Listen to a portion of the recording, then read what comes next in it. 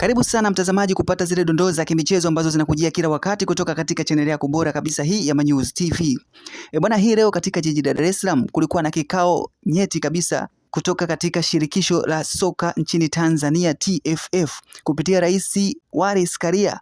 Aliweza kuzungumza mengi juu ya kuratibu michezo ya ligi kuu NBC Tanzania bara katika mwaka 2027 ambapo ameeleza tarehe rasmi ya kuanza kwa ligi hiyo pamoja na tarehe ya kumalizika, huku ratiba mbalimbali ambazo zimepangwa kuelekea mpaka katika AFCON ya mwaka 2027 zimeweza kutajwa hii leo, akianza na kutaja mechi za ufunguzi wa ligi kuu NBC Tanzania bara katika mwaka 2026-27. Kwa kwanza kwa mchezo wa ngao ya hisani, ameweza kueleza tarehe rasmi ya kuanza kwa mchezo wa ufunguzi ama mchezo wa ngao ya hisani, huku akitaja timu ambazo zitakutana katika mchezo huo ni Young African Sports Club dhidi ya Simba Sports Club. Na haya ni machache kati ya mengi ambayo yamezungumza katika kikao hiko hii leo. Nipende kusema tu kwamba ligi yetu rasmi msimu utaanza tarehe 12 Agosti kwa mechi ya ngao ya jamii ambayo itahusisha mshindi wa ubingwa wa Tanzania na mshindi wa kombe la FA. Kanuni yetu hatujaibadilisha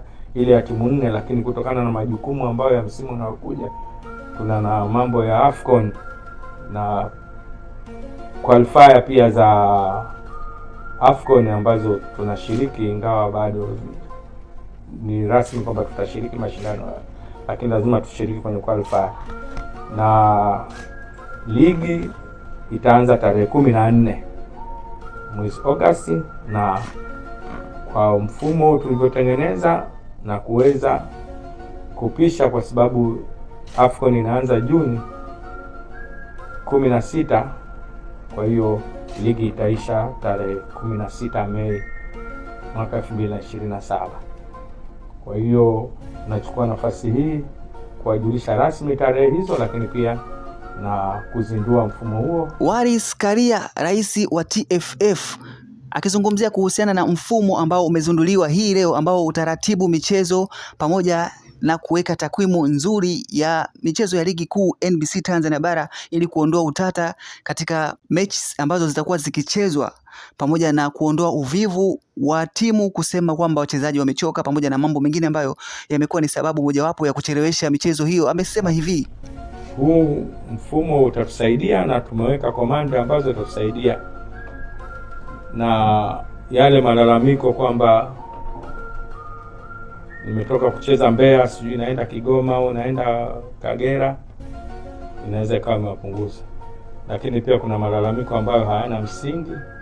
Tunaomba kabisa walimu, viongozi, wasemaji wa timu waache zile habari za kwamba wachezaji wanachoka, na ndio maana tumetoa ruhusa ya kusajili wachezaji 40.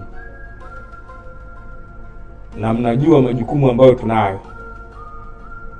Kuna AFCON iko mbele yetu, kwa hiyo ligi yetu yatakiwa izingatie hayo, na tuko ndani ya kanuni, na ndio maana tumeruhusu wachezaji wengi wasajiliwe.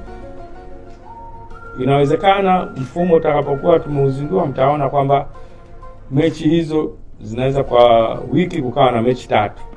Sidhani kama mfumo umekuwa commanded kwamba kuwe na zaidi ya mechi 3 kwa wiki, ambapo ni sawa kabisa. Wachezaji na idadi tuliotoa wanaweza kabisa. Kwa hiyo mambo mengine na mfumo utasaidia, lakini pia utasaidia kufuatilia trend. Kumekuwa na malalamiko kwamba referee fulani anafuatana na timu pia hayo nadhani yatafutika.